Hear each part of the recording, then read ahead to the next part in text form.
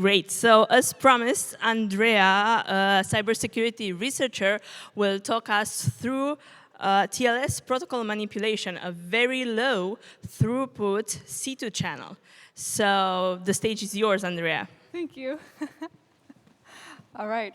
So hello, everyone. I like to play, so let's start with raising our hands. Who here likes to play? Can you raise a hand if you like to play? Or create, or invent, or discover, right? Playing is what this presentation is all about. This is something that I just did for no other reason than just having fun. And it all starts, I think, 4 years ago, when I realized I was living someone else's life. And I decided to look into my childhood, only to find a girl playing with electricity, which led to the electromagnetic spectrum. If you're wondering what the weird paper is, I made it because I realized you can just do things, except making the speed of light faster, which is a terrible segue into my favorite network engineering joke. I just decided that I want to get really good at understanding data moving on the wire. So that's where it all begins. Today, we'll be taking a quick TLS intro, talk about what was achieved and how, do a short demo, and then at the end, debate detections. So I'm just a girl, truly. I'm not an engineer, and I'm not that smart. I just do things, and I fail at it a lot, as we'll see in a bit. I do research. I teach at the security summer school, and I try to give back. So TLDR, what was achieved, right? We have a C2 channel. What's that? We have a victim, we have an attacker. The communication in between them is the C2 channel we're talking about. We're not talking initial access. We're not talking exploits, droppers, loaders, anything of the like. We're only talking about the communication channel. So we'll be using the client hello to send 1 byte with grease, 32 bytes with random, and 32 with session ID. And then the server to send commands via the 32 bytes in random. This is the TLDR. Credits for the grease idea goes to Caleb Yu, and I'll get to that in just a second. So in the shortest way that I can put it, TLS is what encrypts your data. So we have the client sending a client hello, the packet with some parameters. The server responds with the server hello with other parameters. They agree on the encryption, and from then on, encrypted data flows, right? But we don't care about anything that happens after the encryption, because we'll be using the negotiation packets themselves. The server hello, and the client hello, and the server hello, right? So that's all we got. In terms of previous C2 research, we know the usual suspects, right? We know the HTTP, HTTPS, DNS for externals, TCP, XMB for internals, and many others. But we also have the exotics, right? We know you can do essentially anything with Google Workspace, even VirusTotal and Velociraptor. But you'll notice that the usual suspects were protocols, and the exotics are applications. And you'll be right, because the applications end up using one of the protocols that we described, most likely HTTPS. So if you ask me, that's just a semantics issue and just another example of how naming things is hard. I'm sorry, I could not help myself. So on to the how. We have a victim. This is a Windows server, right? And we'll be doing exfiltration by patching OpenSSL 1.1.1. At this point, we're just sending a file. We're opening a file and sending it.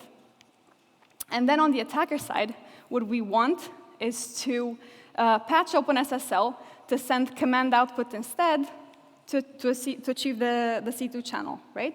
And if you're wondering why the 1.1.1 and why the different versions, the first one happened because when I started developing the exfil, I'm an idiot, and I just picked wrong at a very old version.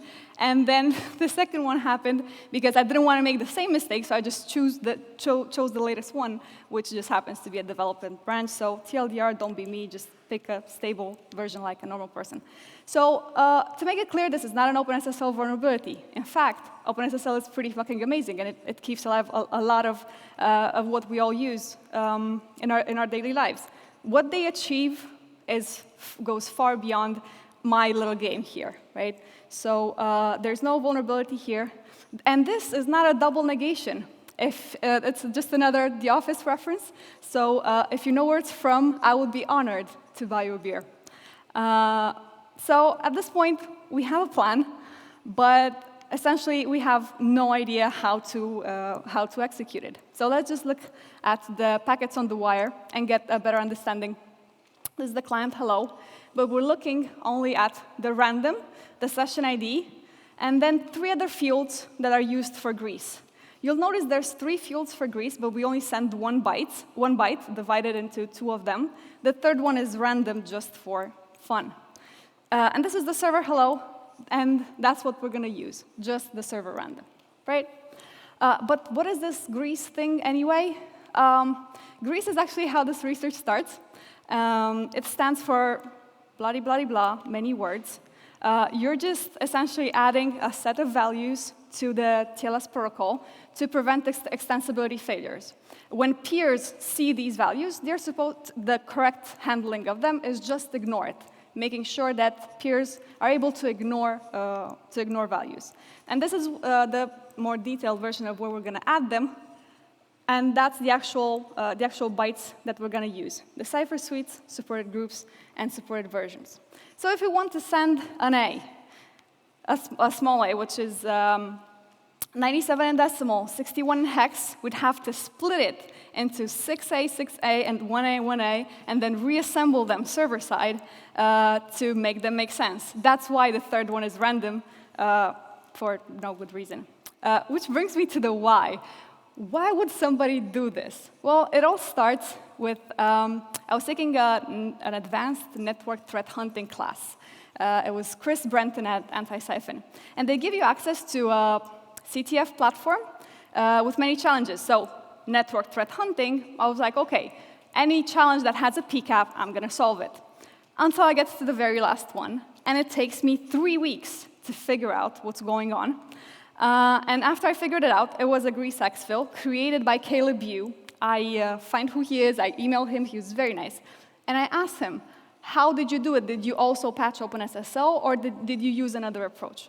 And he said he just did it differently, but the origin story comes from him, and this is all his idea to begin with grease.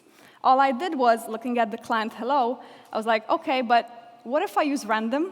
Random is, longer than 1 byte and could be used to send some information. Or what if I use session ID?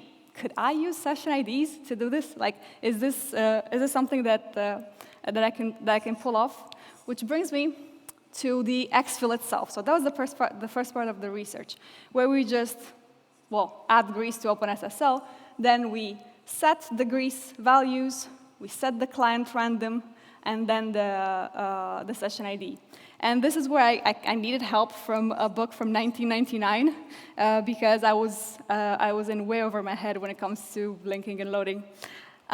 So the exfil, this was the topic of my presentation at B-Sides Bucharest earlier this year. The code is already live on GitHub, and that's where you can also see how I accidentally sent the PR to the main OpenSSL project instead of my fork with the title exfil research. So yeah, that's that for posterity.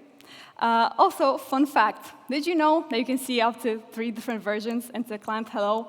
TLS 1.3, what's 1.0, what's going on? Well, it doesn't really matter what the client says, because we're only going to know what version we're going to use after the server responds, right? And in TLS 1.3, the way that you communicate that is through an extension that we're using with grease, right? So these fields, the version in the record layer and the version in the handshake protocol, they're just there for backwards compatibility. They're no longer important. So to summarize what we have, we just have this exfil with OpenSSL. On the attacker side, we have just a random OpenSSL receiving the exfil. But what we want is to patch the attacker to be able to send commands via this server hello.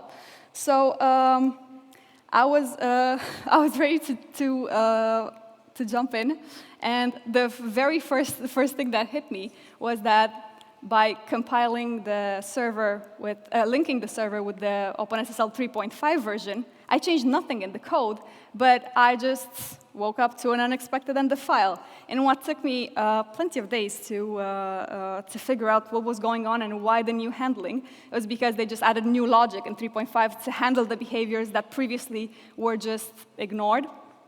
That didn't deter my humor. This is actually from my notes, the status at the moment, the next steps, which include cry and figure it out anyway. And eventually, all it was is just adding a new SSL shutdown outside of my main loop to fix the issue. Now, I like to leave very descriptive comments, and it turns out the OpenSSL devs do too. I had a lot of fun in the code base trying to understand how the server hello is set and which specific function is in charge with filling it. And before I knew better, I just decided to make it way harder than it needs to be by adding an external server random to this S3 structure, right, part of the connection.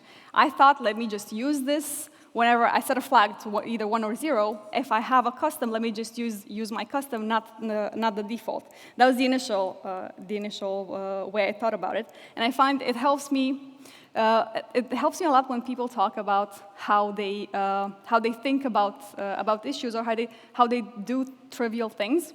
So, in my case, I found out only later on that these sets of structures that are used in the handshake formation are reset at several points in the message formation. And even if I would have been able to pass this new element, so my element was just being zeroed out all the time, and I didn't understand why. But then I find out that even if I would have been able to just pass it along all these key moments, I would have bumped into the final boss, the crypto library, because server random is used for key derivation. And TLDR, don't overcomplicate things, and don't face the final boss when you're just getting started. When in trouble, just read another book. That'll fix it, right? ANSI even made fun of me for not knowing what I'm doing, but we're in just to play. So let's keep the game alive. So this is the main function that I added to just pass our random to the server random in the S3 structure, and then set our flag to 1, right? Meaning we have a custom server random, and we'll get to the why in a second. This is a custom server random, and this is a default server random. Let's just look at those specifically, the custom and the default. What's up with the default first? Well, in the beginning, it was all FDs for me. That's how I decided to do it. But it turns out your random needs to have some randomness, because then otherwise it will trigger a mother load of alerts. So then I made half of it random. But why isn't all of it random? Well, our client needs to have a way to know what is a command. What can I interpret as a command? So the only way that I found to work was, if it doesn't start with 16 bytes of FD, then it's a command, pass it to the system and execute it. So you can see it on top. We just see the actual bytes, and then padded with zeros, which we trim later on. Now, did you ever have packets mock you? Because this is what happened. I messed up so bad that my packet started being interpreted as picture transfer protocol, even though you can clearly see inside that's a client hello. So yes, sometimes it gets bad before it gets better. This is our actual flag that we add to the structure of the overwrite marker, and this is the actual function in OpenSSL that does the filling of the random. So if our flag is set, we just pass our random. Because keep in mind, our server cannot initiate communication. It only responds to the client hellos. So if you send a command and the output is quite long, so you have a lot of client hellos coming at you, and you don't switch this back, you will essentially send back 3,000, I don't know, net stats, for example. Imagine what 3,000 net stats would do to a client. And then we just register the function. So let's start the game. The client reaches out and asks the server, hey, do you have a command for me? No, go back to sleep. Sleep for 3 seconds, or beacon out however much you want, even add jitter if you feel fancy. Then ask for a command. The command is clearly not our default random, so, let me pass it to the system and execute it, and send back the output to the server.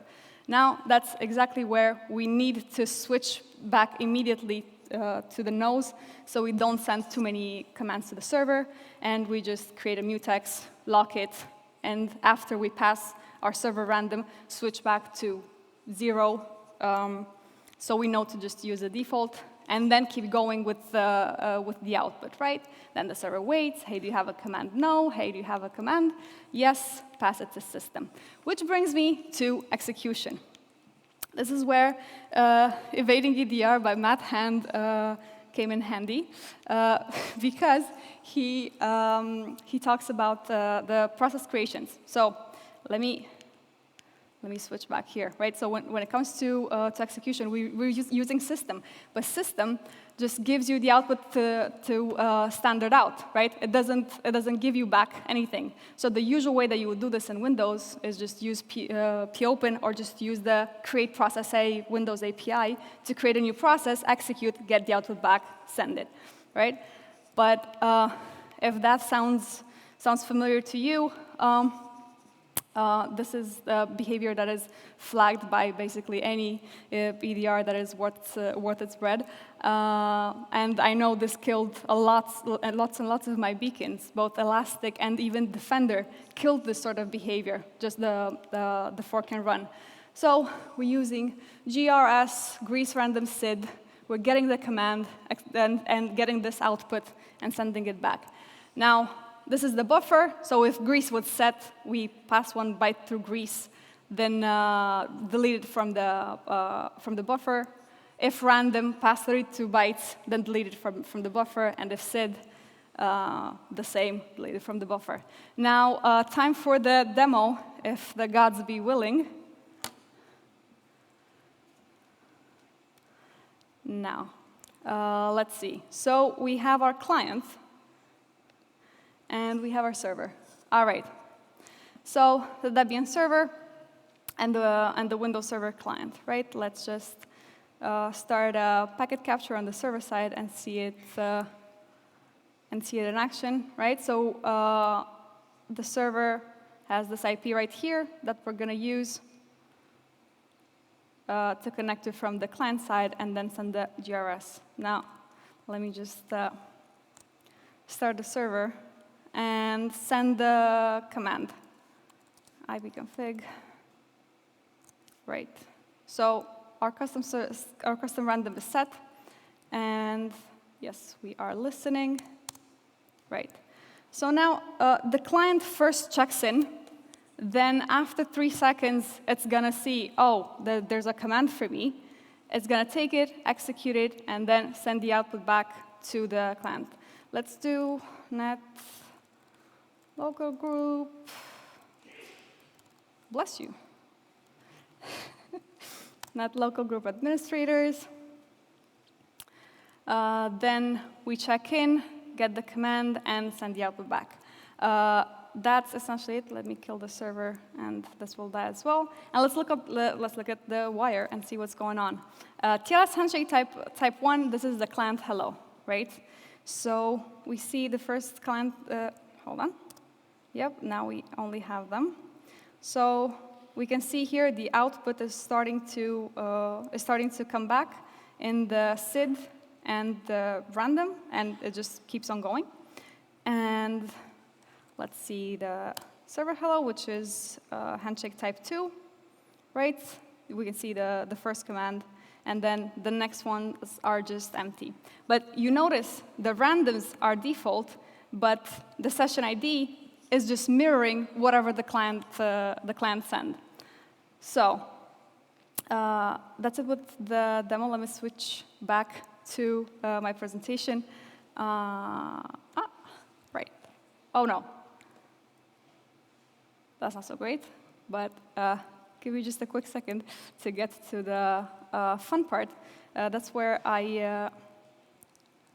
there was no end to my excitement. Yes, there we go. So I didn't know at the beginning of playing this game that this was this was even a thing that I could achieve. This is once again from my notes because it's important to celebrate yourself, I guess. And this is what we just saw on the wire, the random and the session ID. Oh, and let's look at Greece and see what it does. We have a 0A, 0A, and a DA, DA, right? And if we reassemble them from hex, it was actually a carriage return. So nothing too exciting. And then the actual random, which takes me to detections and mitigations.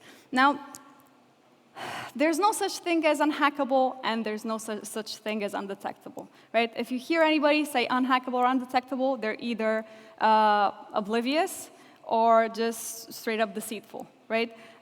Anything that you do has consequences and can be seen. So Locar's principle of exchange states that when a person comes in contact, when a criminal comes in contact with a person, a cross-exchange of information occurs. So every contact leaves a trace. And the first thing that we can do is TLS inspection. This was our architecture before, right? This is after. We had a proxy in the middle and the certificate on the client side, so the proxy can decrypt the communication and then start new communications towards the server. And it has to be a proxy that supports TCP, because an HTTP proxy won't work. And the two ones that I found that were fine were SSL split and man-in-the-middle proxy. They both break this channel. So there's nothing you can do as an attacker. The channel is broken. And I will switch back to thing, and let's do the SSL split demo. Boom. So right now we just have the wait. It's not playing. Oh no, it's playing. All right. So we just added in the middle the SSL split machine, right? We added the proxy. We can see we have a certificate on the client side that we registered in the trusted certificate store, right? So we still tried to connect to point 30. Point 30 is our attacker machine. 20 is the proxy. 10 is our client, right? So we try to connect, and then we packet capture. We do the exact same thing, and then start the client. And because our client knows that anything that is not a default is a command for me, it's just going to take whatever output it gets and try to execute it, right? We can see the proxy has already intercepted our communication. The client random, well, it's not a great view, and the default client random. So you can see it keeps on going every 3 seconds because it's not receiving its default random to know that that's not a command. It just tries to keep going, and on the server side, there's nothing too excited going on, just garbage, right? So TLS inspection, that does it for us. Hold on, let me not do the same mistake. Shift F5. Boom. So this was with SSL split, but I also have a demo with man-in-the-middle proxy, which does the exact same thing. But we work in environments where not everybody's threat profile should include TLS inspection, right? Like it's not a necessary control for everybody. We have to ask ourselves, what is the simplest control that works? So let's look at TLS metadata and do some byte parkour. right? We can use T-Shark to reassemble, but you need to know exactly what you're looking for this specific the specific thing. We just have a packet capture. Another thing we can do is look at the default client hello, which is the random is all FCs and the session ID is all zeros. And for some reason, the random being not random does not trigger an error in the client hello. Don't ask me why, I have no idea. And this is, we can use Suricata to detect for it, right? Just a second, to detect for it. So, but this is a brittle detection because we're detecting on port 8080 for, we're just checking for the first four bytes of FC if the packet is a TLS client hello, right? The same thing, this is the output of just running it against the PCAP. The same thing can be done with the session ID. This time I just did it with snort, right? So you do the same thing, but they're brittle. An attacker can change any one of these, and the detection is broken. Once again, the output. And then we have Zeek. If you look at Zeek, it doesn't look like there's much information, right? We only have the version and the cipher, and it's not even the offered ones, it's the agreed ones. There's no random, there's no SID, we're not seeing much. But the magic about Zeek is that you need to look at a longer time frame, right? So this is Zeek that was run a packet capture of 14 hours, right? So you see in 14 hours of just beaconing, so we beaconed every 3 seconds and just ran 2 or 3 commands in the beginning. And this is how many connections, like full TLS connections, were established in that time frame. So that's something that can be used for detection. And then there's Rita. Rita, this is something that I actually just did this morning. And I think it does have the capability to help, just not in the version that I had running at this point. Because if you just pass it the Zeek logs, right? Just import them. And if you do show beacons, it says nothing can be found. But if I'm not mistaken, the way that would work best is to use show strobes. Now, we don't have enough data. We only have a 14-hour PCAP. I tried for 24. It was not in the books for me. So if the show strobes is adjusted for the amount of packets for our threshold for the number of connections, then I think this is the option for us, and it's open source, so it can just be adjusted. So the wire, the great equalizer, there's nothing that escapes the wire. There's nothing that escapes communication. So to wrap up, should anybody be worried? Not really. If you just monitor your traffic, anyone looking on the wire will be able to tell this looks suspicious when you have so many connections going back and forth. Just know what normal looks like. Go network threat hunting on the wire if you can. This is my GitHub. The code will be available sometime next week because I still have to recompile. You can find me on Signal if you feel like talking about networking and Blue Sky and Medium.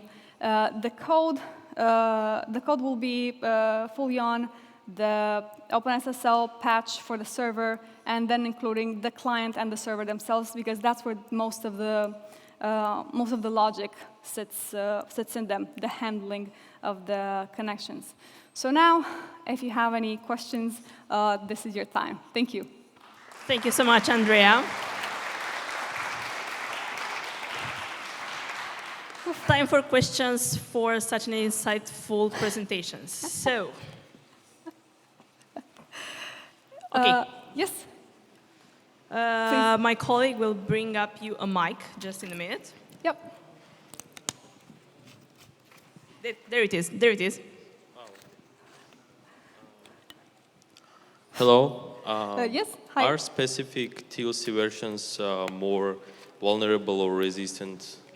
I would not say that they're vulnerable because we just added new code to the OpenSSL versions themselves. So there's nothing inside of OpenSSL that is vulnerable. We're just adding extra code just for fun, which is something that anybody else could do. Like there's nothing stopping you from adding new code. But yes, this was OpenSSL 1.1.1 and 3.5, but there's nothing stopping anyone from just making bytes doing things, right? That's that was my main learning here, that you can just make bytes do anything. But thank you for the question. I hope that answered it. Thank you. Do we have any other questions? Yes, yes, we have one there in the middle.